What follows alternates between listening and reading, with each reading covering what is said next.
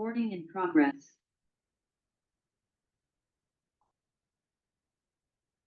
Assalamualaikum warahmatullahi wabarakatuh.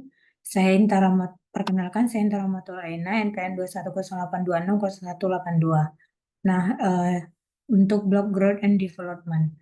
Nah, jadi di sini saya akan menjelaskan tentang gizi buruk. Yang pertama, definisinya merupakan suatu definisi protein dan defisiensi protein dan kekurangan karbohidrat, di mana seorang anak tidak mendapatkan nutrisi yang cukup dan untuk memenuhi kebutuhan tubuhnya, sehingga menyebabkan pertumbuhan dan perkembangannya itu terlambat.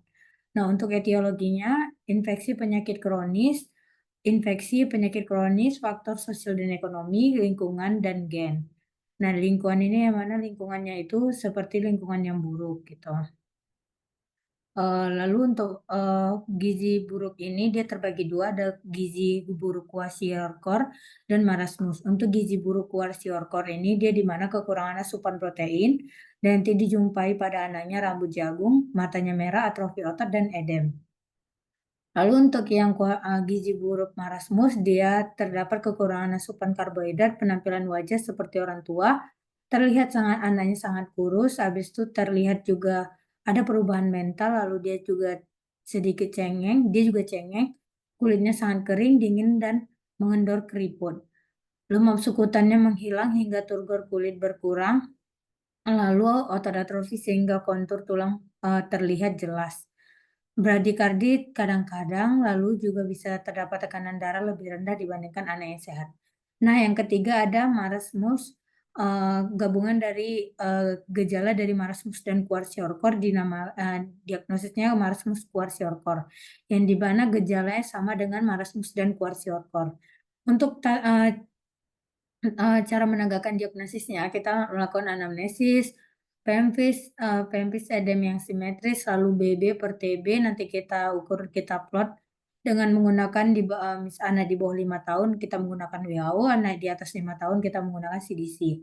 Lalu nanti dia dibawa, nanti kita cara mengukurnya dengan menggunakan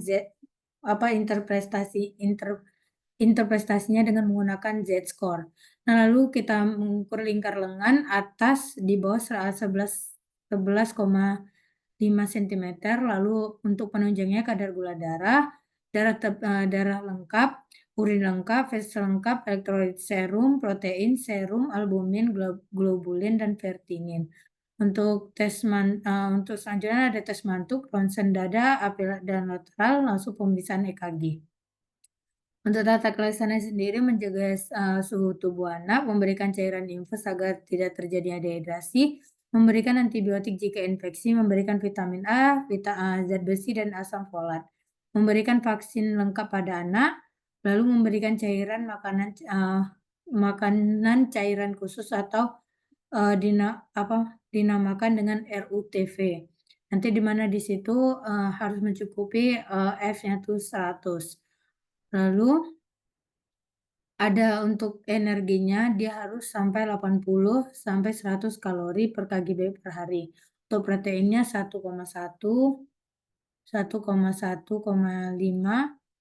gram kgb per hari. Untuk cairannya 150 mg per kgb per hari. Untuk edukasinya kita menggunakan 10 langkah: cegah hipoglikemi, cegah hipotermi, cegah dehidrasi, cegah infeksi, pemberian zat gizi, pemberian zat gizi mikronutrien, cegah elektrolit, pemberian stimulasi maternal, pemberian tumbuh kejar, pemberian initial feeding.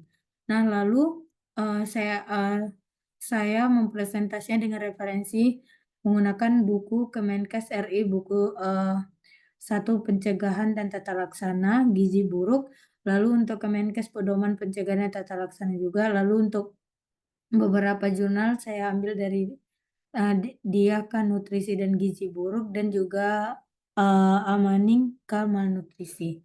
Sekian presentasi yang saya dapat yang dapat saya sampaikan. Lebih dan kurang saya mohon maaf. Wabillahi taufiq wal hidayah. Wassalamualaikum warahmatullahi wabarakatuh.